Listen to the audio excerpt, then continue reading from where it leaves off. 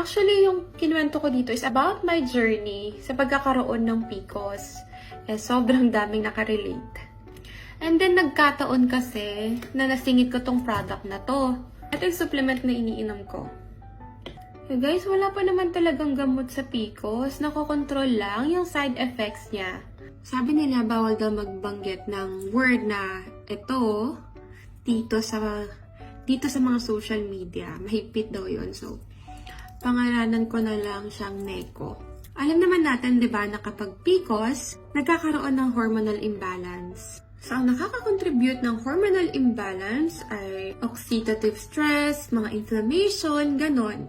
Sila talaga yung mga factors na nagko-contribute ng hormonal imbalance. Diyan lumalabas yung pagtaba, pagkakaroon ng mga maraming pimples. So, isang bagay para makatulong na maiwasan ng hormonal imbalance are antioxidants. And isang form ng antioxidants ay mga ganito nga po, yung GLUTA, kasi siya ang master ng antioxidants. At ang antioxidant na to ay nakakatulong para linisin yung mga katawan natin mula sa mga inflammation, mga free radicals na nagle-lead sa oxidative stress. So kapag nalilinisan yung katawan natin at nawawala yung mga factors na nagko-contribute ng hormonal imbalance, syempre nababawasan dyan yung acne or yung pimples, and possible din na mabawasan yung paglaban ng katawan.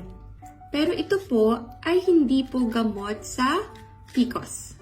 And of course, hindi sa lahat ng tao e-epekto itong produktong to. Meron pa rin tayong tinatawag na hiyangan. The reason kung bakit ko siya sinama sa video kong yon ay dahil nakatulong siya at maganda yung naging epekto niya sa akin.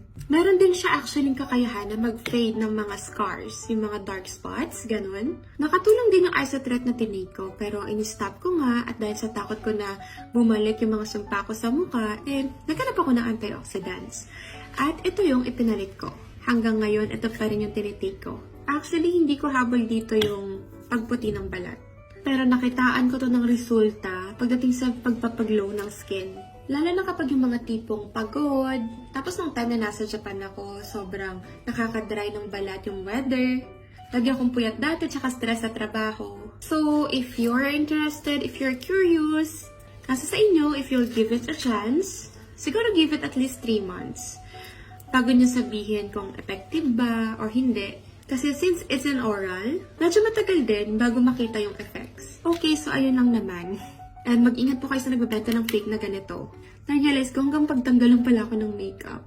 O siya, bye-bye na kasi maghihilamos pa ako. If you have questions, let me know and itatry kong sagutin. Ayun lang. Thank you so much. Bye and good night.